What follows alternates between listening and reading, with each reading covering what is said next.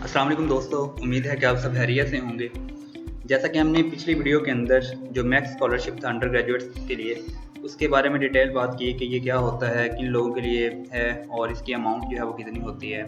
ठीक है, और आज हम इस वीडियो के अंदर देखेंगे कि इस स्कॉलरशिप के लिए अप्लाई कैसे करना है, जो एप्लीकेशन फॉर्म है उसको कैसे फिल करेंगे और इसको सेंड कैसे करना है। वो सारा मेथड जो है वो हम आज की वीडियो में देखेंगे। अगर आप लोग मेरे YouTube चैनल पर नए हैं तो काइंडली इसको सब्सक्राइब करें और बेल आइकन को दबाना मत भूलें ताकि आपको जो फर्दर नोटिफिकेशन हैं वो भी मिलते रहें। और ये वीडियो को शेयर भी करें ताकि आपके साथ जो और लोग हैं वो भी इस इंफॉर्मेशन को एक्सेस कर सके और वो लोग भी सक्सेसफुली इस स्कॉलरशिप के लिए अप्लाई कर सकें। ठीक है, तो चलते हैं हम अपने प्रोसीजर की तरफ कि अप्लाई कैसे करना है। तो आपने सबसे पहला काम ये करना है कि गूगल पर जाके UE स्कॉलरशिप blogspot.com वेबसाइट पर जाना है और उसके बाद मैक्स जापान स्कॉलरशिप आपने ओपन करना है। ठीक है, उसके बाद मज़ीद डिटेल में हम बात पिछली वीडियो में कर चुके हैं। आपने क्या करना है, फर्दर मूव करते करते यहाँ पर डॉक्यूमेंट्स सेक्शन में आना है और यहाँ पर आपके पास दो यहाँ पर ये डॉक्यूमेंट्स दिए हैं। नंबर 1 पे मार्कशीट फॉर्म है और नंबर 2 पे है एप्लीकेशन फॉर्म। ये दोनों आपने यहाँ से डाउनलोड करने हैं, मार्कशीट फॉर्म को भी और एप्लीकेशन फॉर्म को भी। जो मार्कशीट फॉर्म है ये आपके पास वर्ड की फ़ाइल में होगी और जो एप्लीकेशन फॉर्म है ये PDF की फ़ाइल होगी। ये आपके पास दोनों जो हैं वो डाउनलोड हो जाएंगी। मैंने चूँकि ये अपने पास दोनों ऑलरेडी डाउनलोड की हुई हैं तो मैं इनको यहाँ से ओपन करता हूँ डायरेक्टली। पहले हम मार्कशीट को ओपन करते हैं। मार्कशीट जो है ये बहुत सिंपल सा फॉर्म है जिसके अंदर आपने सिर्फ क्या करना है, अपने ग्रेड जो है मैट्रिक को O लेवल, इंटरमीडिएट या A लेवल के जो हैं वो आपने पुट करने हैं यहाँ पर, और किस साल आपने एग्जामिनेशन पास आउट किया उसकी डेट देनी है और अपनी परसेंटेज है वो आपने यहाँ पर लिखनी है। जैसा कि आप देख सकते हैं यहाँ पर कि डिग्री नेम है जो कि उन्होंने मेंशन की हुई है, इंटरमीडिएट है, मैट्रिक है और अदर है। तो सबसे पहले बात करते हैं इंटरमीडिएट की। तो school, college name and year obtained. तो यहाँ पर आपने क्या करना है, जो भी आपके स्कूल या कॉलेज का नेम है जहाँ से आपने इंटरमीडिएट या A लेवल्स का एग्ज़ाम दिया है वो आपने यहाँ पर मेंशन करना है। और यहाँ पर दूसरा आपने जो एग्जामिनेशन किस ईयर में ऑब्टेन किया वो आपने यहाँ पर मेंशन कर देना है। फॉर एग्जांपल 2018 है तो आप यहाँ पर 2018 जो है वो एग्ज़ाम ईयर मेंशन कर देंगे। जितने आपने मार्क्स ऑब्टेन किए हैं, आप लेट्स सपोज 882 या 880 जितने भी हैं आपके आउट ऑफ 1100 वो आपने यहाँ पर लिखने हैं और इसकी जितनी भी परसेंटेज बनती है आपके पास, लेट्स सपोज ये है तो वो आपने यहाँ पर परसेंटेज भी इसकी मेंशन कर देनी है कि 80% है। इसी तरीके से आपने मैट्रिक और O लेवल के लिए आपने आ जाना है कि जो भी आपके स्कूल का नाम है, गवर्नमेंट हाई स्कूल लाहौर है, वट जो भी है आपका, और जो पासिंग ईयर है आपका वो आपने यहाँ पर मेंशन करना है जो भी होगा।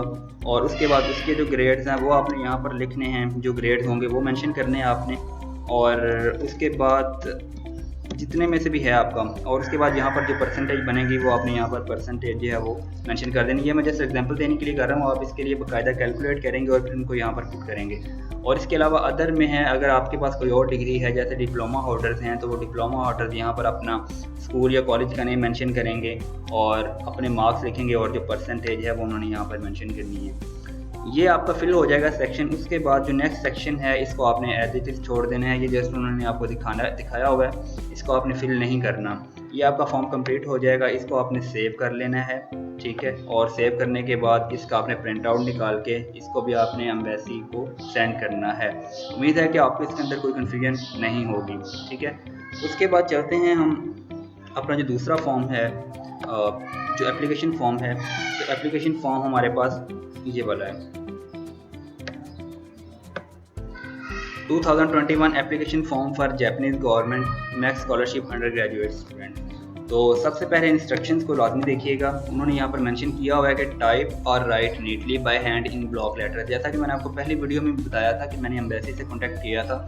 आप एप्लीकेशन फॉर्म को और जो मार्कशीट फॉर्म है उसको हैंड रिटन फॉर्म में भी फिल कर सकते हैं और टाइप भी करवा सकते हैं। जिन लोगों के पास लैपटॉप नहीं हैं या जिनको टाइपिंग में प्रॉब्लम है तो वो लोग इनके प्रिंट निकाल कर हैंड रिटन फॉर्म में भी नीटली इनको फिल कर सकते हैं। इसके अंदर कोई मसला नहीं है कि जी हमारा फॉर्म रिजेक्ट हो जाएगा। आप इसको कंप्यूटराइज भी कर सकते हैं और उसके अलावा हैंड रिटन फॉर्म में भी सबमिट करवा सकते हैं। नंबर 2 पे है यूज़ अरेबिक न्यूमेरिकल्स। ये अरेबिक न्यूमेरिकल्स इस तरह के जिन्होंने ब्रैकेट में मेंशन किए हैं इस तरह के आपने लिखने हैं। Number 3 write years in western calendar. और number 4 write proper noun in full without abbreviation. ठीक है, और बाकी बला बला जो भी चीज़ें हैं वो हम फॉर्म फिल करेंगे तो साथ में मैं आपको बताता जाऊँगा। और एक चीज़ मैं बता दूँ कि आपने सारे का सारा जो फॉर्म है वो ब्लॉक लेटर्स के अंदर फिल करना है, यानी कि कैपिटल वर्ड्स में मेंशन करना है। अगर आप हैंड रिटन भी फिल करते हैं तो आप फिर भी ब्लॉक यानी कि कैपिटल ABC लिखेंगे, और अगर टाइपिंग करते हैं तब भी आप इसको कैपिटल में ही लिखेंगे। तो सबसे पहले है section name alphabet given section की तरफ के नेम, गिवन नेम और मिडल नेम, इसको कैसे फिल करेंगे। तो कुछ लोगों के नाम जो हैं वो जैसे मोहम्मद इस्माइल है, तो क्या करेंगे इसके अंदर जो इस्माइल है वो गिवन नेम होगा और जो मोहम्मद है वो सर नेम होगा, मिडल नेम इसका नहीं आएगा। ठीक है, उसके बाद जेंडर है, जो भी आपकी जेंडर है, मेल है फीमेल है, वो आपने क्या करना है यहाँ पर टिक कर देना है। जैसे ये है तो आप यहाँ पर टिक कर देंगे। सर नेम मैं यहाँ पर लिखता हूँ मोहम्मद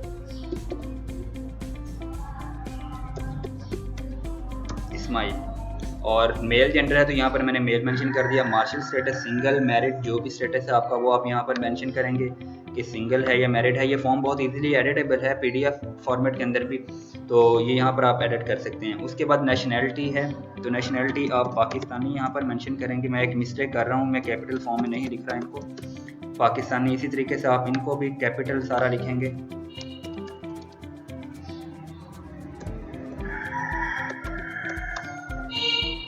ठीक है, नेशनैलिटी आ गई। उसके बाद यहाँ पर आपने अपनी जो पिक्चर है वो अटैच करनी है, और उसकी बैक साइड पर आपने अपना नेम और नेशनैलिटी जो है वो भी आपने मेंशन करना है पिक्चर की बैक साइड पर। उसके बाद जैपनीज़ नेशनैलिटी है, तो ऑब्वियसली हमारे पास जैपनीज़ नेशनैलिटी नहीं होगी। अगर किसी के पास है तो वो येस पर टिक करेगा और आगे मेंशन करेगा कि वो कब एक्सपायर हो रही है, और चूँकि मोस्टली लोगों के पास नो होगी तो वो यहाँ पर नो को मेंशन कर देंगे। डेट ऑफ बर्थ जो है वो यहाँ पर आप अपनी डेट ऑफ बर्थ मेंशन करेंगे, जो भी है ईयर आ जाएगा, यहाँ पर मंथ लिखेंगे आप, और यहाँ पर जो आपकी डेट है वो आपने मेंशन करनी है। जो भी आपके पास बनती है वो आपने यहाँ पर ही लिखनी है। और उसके बाद आपने कैलकुलेट करना है कि आपकी जो है 1 अप्रैल 2021 तक आपकी एज जो है वो ईयर्स में कितनी बनती है।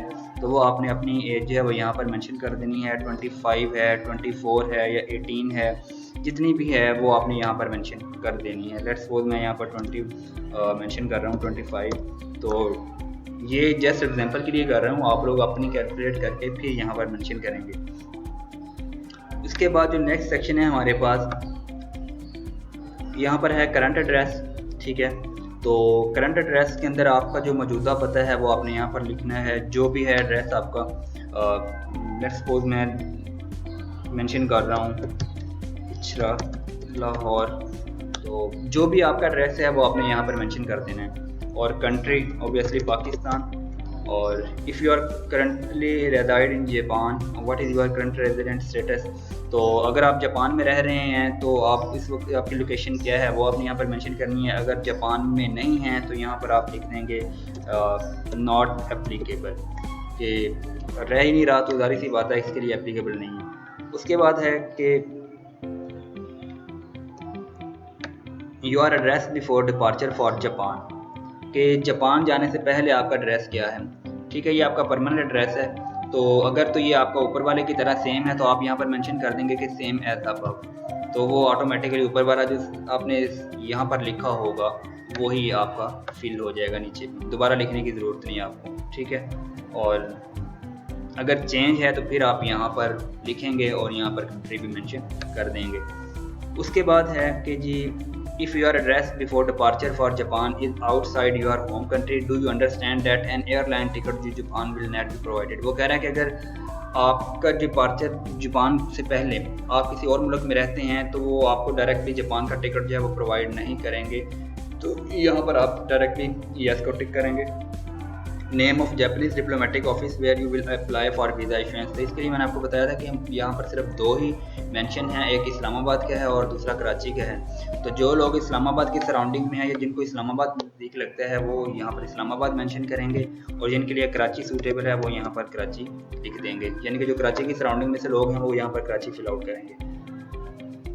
उसके बाद है यहाँ पर फ़ोन नंबर आप लोग अपना मेंशन करेंगे और उसके बाद यहाँ पर आपने अपनी ईमेल एड्रेस जो है वो यहाँ पर लिख देनी है। उम्मीद है कि यहाँ तक आपको किसी किस्म का कोई मसला नहीं होगा और सारा आप इजीली फिल आउट कर लेंगे। अगर फिर भी कोई मसला हो तो आप कमेंट सेक्शन में जो है वो मुझे से पूछ सकते हैं, मैं आपको बता दूँगा। उसके बाद नेक्स्ट है present status.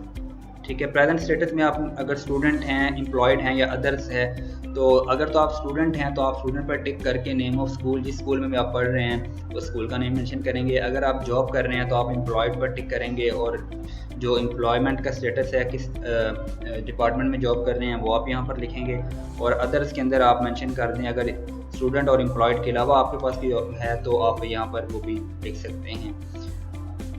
Specialised field of study in high school और यूनिवर्सिटी, इस सेक्शन में आपने एफएससी के स्टूडेंट हैं वो यहाँ पर प्री इंजीनियरिंग लिखेंगे, या प्री मेडिकल है या आईसीएस कंप्यूटर साइंस का है तो उन्होंने मेंशन करना है। इसके अलावा आप यहाँ पर अपने सब्जेक्ट भी मेंशन कर सकते हैं, जो जो सब्जेक्ट आपने अपनी प्री इंजीनियरिंग में या प्री मेडिकल में या आईसीएस कंप्यूटर साइंस के दौरान आपने रखे हुए थे तो वो आप यहाँ पर मेंशन कर सकते हैं। उसके बाद है एकेडमिक रिकॉर्ड। तो एकेडमिक रिकॉर्ड जो है ये भी आपका बहुत सिंपल सा है और ये आपने 12 ईयर्स एजुकेशन तक कंप्लीट करना है। ठीक है, सबसे पहले उन्होंने लिखा हुआ प्राइमरी एजुकेशन एलिमेंट्री स्कूल। तो ये प्राइमरी एजुकेशन है, यहाँ पर दो चीज़ें हैं, आप या तो लिख सकते हैं 1 से लेकर 8 तक या 1 से लेकर 5 तक भी मेंशन कर सकते हैं। तो फर्स्ट ऑफ ऑल यहाँ पर आप अपने स्कूल का नेम लिखेंगे, गवर्नमेंट हाई स्कूल लाहौर, जो भी आपके स्कूल का नेम होगा वो आपने यहाँ पर मेंशन करना है। स्टेट प्रोविंस आप यहाँ पर पंजाब लिख दें और सिटी टाउन जो भी है आपका लाहौर, जो भी सिटी या शहर या गांव का नाम जो भी है वो आप यहाँ पर मेंशन कर देंगे। और किस साल से लेकर किस साल तक आपने किया था, ईयर लिखेंगे आप यहाँ पर, फॉर एग्जांपल 2004 और जो मंथ है वो 10 लिखते हैं हम। और यहाँ पर कब से लेकर कब तक, अगर तो आप 1 से लेकर 8 तक मेंशन कर रहे हैं तो आपको यहाँ पर 8 ईयर्स का ड्यूरेशन मेंशन करना होगा, यानी कि 2012 और 10 ये यहाँ पर मेंशन करना पड़ेगा, तो ताकि हमारे पास जो 8 ईयर एजुकेशन है वो यहाँ पर कंप्लीट हो जाए। और उसके बाद पीरियड ऑफ स्कूलिंग अटेंडेड यहाँ पर, तो वो 8 ईयर है वो हम मेंशन कर देंगे। स्टेटस यहाँ पर आप चाहे छोड़ दें, कुछ नहीं लिखे, रिमार्क्स के अंदर आप लिख दें कंप्लीटेड, ये कंप्लीटेड है या पास्ड है। ठीक है, और उसके बाद जो नेक्स्ट सेक्शन है वो है लोअर सेकेंडरी एजुकेशन। यहाँ पर आप 9th से लेकर 10th तक का जो पोर्शन है वो मेंशन कर सकते हैं। बिल्कुल ऊपर की तरफ आप यहाँ पर भी स्कूल का नेम लिखेंगे, यहाँ पर स्टेट और सिटी टाउन, और यहाँ पर 2 ईयर्स एजुकेशन आप, और यहाँ पर आप लिख देंगे कि हमारी 2 ईयर्स की जो स्कूलिंग है वो यहाँ पर कंप्लीट है, और यहाँ पर भी आप कंप्लीटेड मेंशन कर देंगे। और उसके बाद है अपर सेकेंडरी। तो अपर सेकेंडरी के अंदर आप अपनी जो एफएससी है वो मेंशन करेंगे। तो बिल्कुल इसी तरीके से यहाँ पर भी आप अपने कॉलेज या स्कूल का नेम लिखेंगे, स्टेट, प्रोविंस, सिटी, टाउन, किस साल से लेकर किस साल तक आप अपीयर हुए वो, और यहाँ पर अगेन आप 2 ईयर्स मेंशन कर देंगे। ये उन लोगों के लिए है जिन्होंने एफएससी की है, और जिन लोगों ने डिप्लोमा किया है वो यहाँ पर अपना 3 ईयर्स जो है वो मेंशन कर देंगे। तो ये हो गया हमारे पास। उसके बाद है आपके पास last one, tertiary higher education, यानी कि अगर आप यूनिवर्सिटी में एडमिटेड हैं तो उसके लिए आप यहाँ पर ये मेंशन करेंगे कि जी मैं यूनिवर्सिटी में पढ़ रहा हूँ, कब तक ग्रेजुएट हो जाऊंगा, और ग्रेजुएटेड हैं या फिर ये अदर स्टेटस जो भी मेंशन है।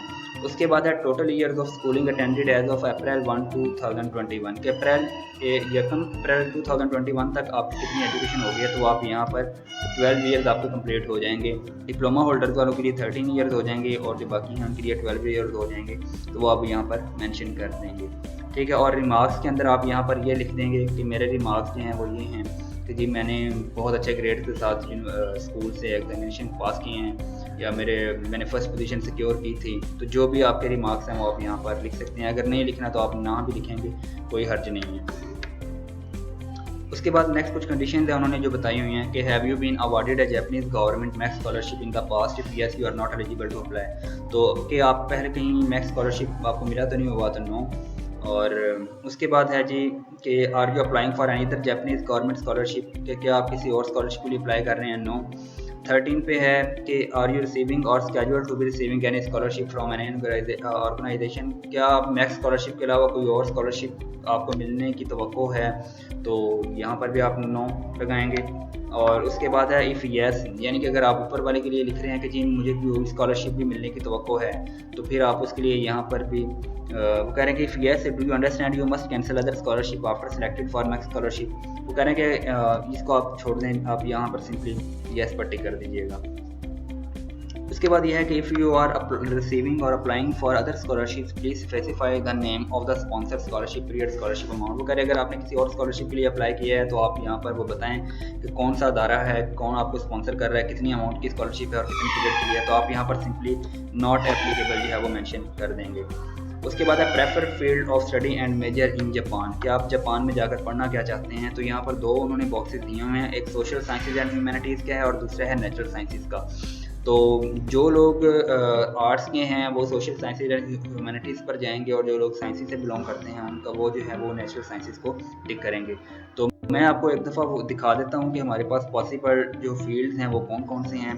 तो ये आपके पास सोशल साइंसेज एंड ह्यूमैनिटीज़ के उन्होंने एक ग्रुप दिए हुए हैं, मेंशन किया हुआ है social sciences and humanities A, social sciences and humanities B, और उनके अंदर भी फर्दर कैटेगराइज किया हुआ है। ए के अंदर law, politics, pedagogy, sociology, literature, history, Japanese language और अदर्स उन्होंने मेंशन किए हुए हैं, ठीक है। और जो बी कैटेगरी है उसके अंदर इकोनॉमिक्स है और बिजनेस एडमिनिस्ट्रेशन है। ये तो हमारे पास फील्ड हैं सोशल साइंसेज के और ह्यूमैनिटीज़ के। और उसके बाद नेचुरल साइंसेज के अंदर हमारे पास है ए कैटेगरी के अंदर mathematics, physics, chemistry, electronics, electrical engineering, information engineering, mechanical engineering, naval architecture, यानी कि ये सारे फील्ड उन्होंने यहाँ पर मेंशन किए हुए हैं। और नेचुरल साइंसेज के अंदर जो सी कैटेगरी है वहाँ पर मेडिसिन और डेंटिस्ट्री का भी फील्ड जो है वो यहाँ पर अवेलेबल है हमारे पास, ठीक है। तो ये हमारे पास अवेलेबल कोर्सेज हैं जो कि आपने वहाँ पर मेंशन करने हैं। तो चलते हैं दूसरी सेक्शन की तरफ। तो यहाँ पर अगर आप देखें तो मेजर के अंदर कोर्स उन्होंने लिखा हुआ है ABC। अब ऊपर हमने नेचुरल साइंसेज क्योंकि टिक किया हुआ है, तो नेचुरल साइंसेज के बाद हम चलते हैं नेचुरल साइंसेज में। और फर्स्ट चॉइस में आपने यहाँ पर 3 चॉइसेस हैं, प्रायोरिटीज़ उन्होंने पूछी हुई हैं आपको कि आप फर्स्ट चॉइस पे कौन सा कोर्स लेना चाहते हैं, सेकंड पे कौन सा लेना चाहते हैं और थर्ड चॉइस पे आपके पास कौन सा जो फील्ड है वो होना चाहिए। तो फर्स्ट चॉइस के अंदर एक कोर्स पहले तो हमने बताना है कि ABC में से कौन सा है। तो नेचुरल साइंसेज के अंदर उन्होंने ABC यहाँ पर मेंशन किए हुए हैं। फॉर एग्जांपल नेचुरल साइंसेज में से आप एक कैटेगरी में चलते हैं तो हम क्या करेंगे, नेचुरल साइंसेज की यहाँ पर मेंशन करेंगे। उसके बाद सीरियल है 1 से लेकर 19 तक में से हमने कौन सा चूज़ करना है। तो ये देखें 1 से लेकर 19 तक उन्होंने एक कैटेगरी में दिए हुए हैं, तो आपने इसमें से कौन सा चूज़ करना है। फॉर एग्जांपल मैं मैथमेटिक्स लेना चाह रहा हूँ, तो मैथमेटिक्स के लिए मैं यहाँ पर सीरियल नंबर जो है वो 1 लिख दूँगा, क्योंकि वहाँ पर मैथमेटिक्स जो है वो सीरियल 1 पे दिया हुआ है, ठीक है।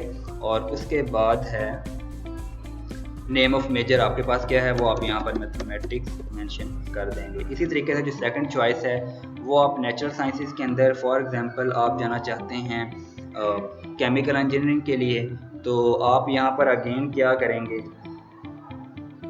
ए पुट करेंगे और केमिकल इंजीनियरिंग के लिए आपके पास कौन सा नंबर बनता है 13 है, वो आप यहाँ पर नंबर 13 मेंशन कर देंगे और यहाँ पर हम जो नेम ऑफ मेजर है वो पुट कर देंगे। ये आप इस तरह सेकंड चॉइस हो गई। इसी तरीके से आप जो थर्ड चॉइस है वो भी यहाँ पर फिल कर सकते हैं। जो मेडिकल के लोग हैं वो अपने मेडिकल के रिलेटेड नेचुरल साइंसेज सी फिल करेंगे और मेडिसिन डेंटिस्ट्री में से 1 या 2 जो भी उन्होंने चूज़ करना है। इसी तरीके से नेचुरल साइंसेज बी कैटेगरी में से वो फार्मेसी में भी जा सकते हैं, नर्सिंग और साइंसेज, यानी कि इंजीनियरिंग के लोगों के अपने फील्ड्स हैं और जो मेडिकल के हैं उनके अपने फील्ड हैं, तो वो अपने अपने अकॉर्डिंग जो है वो यहाँ से चूज़ कर सकते हैं। इसी तरीके से जो सोशल साइंसेज के लोग हैं वो भी बिल्कुल ऐसे ही फिल करेंगे, सोशल साइंसेज ए, और फिर आगे जो नंबर मेंशन किए हुए हैं 1 से लेकर 7-8 तक, उनमें से मेंशन करने के बाद नेम ऑफ मेजर जो है वो वहाँ पर चूज़ करेंगे। इस तरीके से आपका ये जो प्रायोरिटीज़ वाला सेक्शन है ये भी कंप्लीट हो जाएगा। उसके बाद है जी नंबर 14 पे है रीजंस उन्होंने पूछी हुई है। ये बहुत इंपॉर्टेंट सेक्शन है एप्लीकेशन का, इसको आप समझ सकते हैं कि आपकी मोटिवेशन है, स्टेटमेंट ऑफ पर्पस है कि जी आप जापान में क्यों आना चाहते हैं, यही कोर्सेज क्यों लेना चाहते हैं, इनके पीछे क्या मोटिवेशन है आपके पास। तो ये आपने यहाँ पर बताना है कि फर्स्ट चॉइस में उन्होंने पूछा हुआ कि आपने फर्स्ट चॉइस में अगर मैथमेटिक्स चूज़ किया हुआ, जैसे मैंने यहाँ पर चूज़ किया हुआ है, तो आपने ये रीज़न बताने हैं कि क्यों आपने ये फील्ड ऑफ स्टडी और मेजर जो है वो चूज़ किया है, मैथमेटिक्स में आप क्यों आना चाहते हैं, उसके पीछे आपकी जो भी मोटिवेशन है वो आपने यहाँ पर देनी है। सेकंड चॉइस में आपने जो सेकंड चॉइस ऊपर चूज़ की है, जैसे केमिकल इंजीनियरिंग है, तो केमिकल इंजीनियरिंग के बारे में आपने यहाँ पर बताना है कि मैं केमिकल इंजीनियरिंग क्यों करना चाहता हूँ या चाहती हूँ, जो भी मोटिवेशन है वो आप मेंशन करेंगे। और इसी तरीके से थर्ड चॉइस है उसमें भी आपने बताना है कि मैंने ये फील्ड है वो क्यों चूज़ किया है।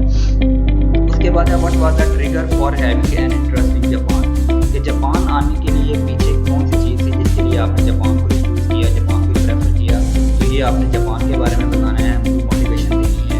जापान के इंस्टीट्यूट जो यूनिवर्सिटीज़ हैं वो बहुत हाईली रैंक है, उनके अंदर जो रिसर्च है वो बहुत अच्छी है और आउटस्टैंडिंग है और ब्ला ब्ला जो भी है, ये आप लोग बहुत अच्छे तरीके से इसको यहाँ पर लिखेंगे और ग्रामेटिकल एरर आपके यहाँ पर नहीं होने चाहिए। और सेक्शन नंबर 17 है वो पूछता है कि what kind of thing do you think you can contribute to Japan and your home country through your experience of study in Japan. वो कह रहा है कि जापान में स्टडी करने के बाद आप क्या सोचते हैं कि आप क्या कंट्रीब्यूशन जो है वो कर सकते हैं, तो ये आपके फ्यूचर गोल्स होंगे। तो यहाँ पर आप अपने फ्यूचर गोल्स को मेंशन करेंगे। एक बात ध्यान में रखिएगा कि ये जो क्वेश्चन हैं ये बहुत इंपॉर्टेंट क्वेश्चन हैं, ये आपकी एप्लीकेशन की एवेल्युएशन के लिए बहुत हेल्पफुल होते हैं और आपकी एप्लीकेशन मार्क्स के बाद इन चीज़ों पर बहुत ज़्यादा मैटर करती है। और अगर आपको इन चीज़ों में प्रॉब्लम है तो आप मुझे पर्सनल यूट्यूब पर कमेंट सेक्शन में भी कमेंट्स कर सकते हैं। और उसके अलावा जो हमारा फेसबुक पेज है यूई स्कॉलरशिप पोर्टल, वहाँ पर भी आप कमेंट कर सकते हैं और पोस्ट भी कर सकते हैं और पर्सनल मैसेज करके भी पूछ सकते हैं। अगर इन क्वेश्चन की प्रॉब्लम है तो उनको मैं आपको इसमें भी हेल्प आउट करूँगा कि इनको कैसे आपने फाइंड आउट करना है या कैसे लिखना है। उसके बाद है 18 में लैंग्वेज एबिलिटी है, तो जैपनीज़ और इंग्लिश के लिए उन्होंने पूछा हुआ है। तो नीचे इसके लिए पहले स्केल देख लें आप कि नंबर 3 एक्सीलेंट के लिए है, नंबर 2 गुड के लिए है, नंबर 1 फेयर के लिए है और नंबर 0 पुअर के लिए है। तो जैपनीज़ के लिए तो डेफिनेटली 0 ही हमारे पास आएंगे, क्योंकि जैपनीज़ की हमारे पास जो प्रोफिशेंसी है वो ना होने के बराबर है रीडिंग, राइटिंग, स्पीकिंग और लिसनिंग के अंदर। और इंग्लिश के लिए आप अपने आप को जिस काबिल समझते हैं एक्सीलेंट बोल सकते हैं, तो एक्सीलेंट 3 मेंशन कर दें। और अगर गुड है तो गुड, जो भी आपको अपने अकॉर्डिंग लगता है, लेकिन देखिएगा वही जिस काबिल आप हैं। ये ना हो कि बोलनी सही तरीके से आती ना हो और यहाँ पर एक्सीलेंट मेंशन कर दें, तो ये प्रॉब्लम हो जाएगा आपके लिए क्योंकि आपने इंटरव्यू में भी अपीयर होना है, तो इंटरव्यू में फिर पकड़े जाएंगे। तो इसलिए जिस काबिल हैं वो मेंशन करें ताकि आप उसको इजीली डिफेंड कर सकें। और इसके अलावा अगर आपके पास कोई और लैंग्वेज है तो आप यहाँ पर उस लैंग्वेज का नेम लिखें और इसकी जो भी प्रोफिशिएंसी है, जिस काबिल हैं, वो आप यहाँ पर मेंशन कर दें। उसके बाद है जैपनीज़ लैंग्वेज क्वालिफिकेशन। अगर आपने कोई टेस्ट किया हुआ है जैपनीज़ लैंग्वेज का तो वो आप यहाँ पर मेंशन करेंगे, अदरवाइज़ आप यहाँ पर नॉट एप्लीकेबल जो है वही मेंशन करते जाएंगे। ठीक है, कि आपने यही नहीं हुआ और हमें ज़रूरत भी नहीं थी इसकी, तो कोई मसला नहीं है। उसके बाद इंग्लिश लैंग्वेज क्वालिफिकेशन है, टोफल है, आइट्स है या अदर है, तो यहाँ पर भी आप एन ए या इनको ब्लैंक छोड़ दें, बल्कि ब्लैंक छोड़ने के बजाय आप एन ए लिख दें, नॉट एप्लीकेबल लिख दें, वो ज़्यादा सूटेबल है। और यहाँ पर अगर आपके पास इंग्लिश प्रोफिशिएंसी सर्टिफिकेट है जो कि आपने अपने कॉलेज से बनवाया है, तो वो आप यहाँ पर लिख दें कि मेरे पास इंग्लिश प्रोफिशिएंसी सर्टिफिकेट है, अदरवाइज़ आप इसको भी ब्लैंक छोड़ दें या नॉट एप्लीकेबल मेंशन कर दें। और इंग्लिश प्रोफिशिएंसी सर्टिफिकेट के बारे में अगर किसी को नहीं पता तो वो भी कमेंट सेक्शन में कर दें, मैं उसको सेंड कर दूँगा कि इंग्लिश प्रोफिशिएंसी सर्टिफिकेट का टेम्पलेट जो है वो क्या होता है। उसके बाद नेक्स्ट है सेक्शन नंबर 21 पे contact person in your home country in case of emergency. Emergency की सूरत हाल में आपके मुल्क में आपके किस मेंबर के साथ जो है वो कॉन्टैक्ट किया जाए, वो आपने यहाँ पर उसका एड्रेस देना है। तो ये आपके अपने फैमिली मेंबर में से कोई हो सकता है, मदर हो सकती है, फादर हो सकता है, कोई भाई हो सकता है, तो वो आपने उनका यहाँ पर नेम मेंशन करना है, उसके साथ क्या रिलेशनशिप है वो आपने यहाँ पर लिखना है, उनका एड्रेस मेंशन करना है, ऑक्यूपेशन वो क्या करते हैं वो लिखना है, उनका फ़ोन नंबर लिखना है और उनकी ईमेल एड्रेस जो है वो आपने यहाँ पर देनी है। उसके बाद सेक्शन नंबर 2 में है पास्ट विजिट और स्टेज इन जापान। अगर आपने कभी जापान का विजिट किया है तो वो आपने यहाँ पर मेंशन करना है, कब से लेकर कब तक किया है और क्या मकसद था आपका, किसके लिए गए हैं आप, तो वो आपने यहाँ पर लिख देना। अदरवाइज इनको भी आप नॉट एप्लीकेबल जो है यहाँ पर लिख दें कि आपने विजिट ही नहीं किया। सारा फॉर्म फिल करने के बाद जो लास्ट सेक्शन है यहाँ पर आपने अपने सिग्नेचर्स करने हैं और सिग्नेचर जो हैं वो आप इलेक्ट्रॉनिकली भी यहाँ पर पुट कर सकते हैं, पेस्ट कर सकते हैं, अदरवाइज़ आप इसका प्रिंट निकालें, प्रिंट निकालने के बाद आप यहाँ पर अपने सिग्नेचर जो हैं वो पुट कर सकते हैं। और यहाँ पर आप डेट मेंशन कर देंगे, जिस डेट को आपने एप्लीकेशन फॉर्म जो था वो फिल किया था, तो वो आप कंप्यूटराइज ही फिल कर दीजिएगा। और सिग्नेचर जो हैं वो आप यहाँ पर बाद में हार्ड फॉर्म में जब प्रिंट निकालेंगे तो यहाँ पर सिग्नेचर कर देंगे। इस तरीके से आपने अपना फॉर्म कंप्लीट करना है और कंप्लीट करने के बाद आपने इसकी हार्ड फॉर्म में प्रिंट निकालनी है और जहाँ जहाँ भी साइन करने हैं साइन मत करना भूलिएगा, ठीक है। और साइन करने के बाद आपने ये वाला फॉर्म और मार्कशीट फॉर्म जो है आपकी और जो डॉक्यूमेंट साथ अटैच करने हैं, वो डॉक्यूमेंट्स आपने क्या साथ लगाकर इनको स्टेपलर नहीं करना और इनको एक लिफाफे में बंद करने के बाद आपने क्या करना है कि एड्रेस जो आपको मेंशन किए थे, 2 एड्रेस थे आपके पास, एक इस्लामाबाद का था और दूसरा कराची का था, तो इन पर आपने जो है वो सेंड कर देना है। अगेन जिन लोगों को इस्लामाबाद नज़दीक पड़ता है या जो इस्लामाबाद की सराउंडिंग में हैं वो इस्लामाबाद का सेंटर चूज़ करेंगे और अपने लिफाफे पर, अपने उस लेटर पर जो बाहर है वो ये एड्रेस जो है वो मेंशन करेंगे, मैक्स यूजी स्कॉलरशिप एप्लीकेशन वाला। और जो कराची के नज़दीक लोग हैं, या जिनको कराची नज़दीक पड़ता है, आसान है जिनके लिए, वो अपना जो है मैक्स यूजी स्कॉलरशिप ये वाला जो एड्रेस है वो मेंशन करेंगे और इस एड्रेस पर वो अपने डॉक्यूमेंट्स जो हैं वो सेंड कर देंगे। उम्मीद है कि आप सबको ये सारी चीज़ें समझ आ गई होंगी। अगर किसी जगह पर कोई भी मसला हो तो आप लोग मुझसे कमेंट सेक्शन में जाकर पूछ सकते हैं। उसके अलावा हमारा फेसबुक पेज जो है वो भी आप ज्वाइन कर सकते हैं। तो सब ठीक ठाक करिएगा ताकि किसी किस्म का कोई मसला ना हो, और इस वीडियो को दूसरे लोगों के साथ भी शेयर कीजिएगा ताकि सारे लोग जो हैं वो अपना फॉर्म इजीली फिल कर सकें और किसी को किसी किस्म की कोई भी ट्रबल जो है वो फेस करना ना पड़े।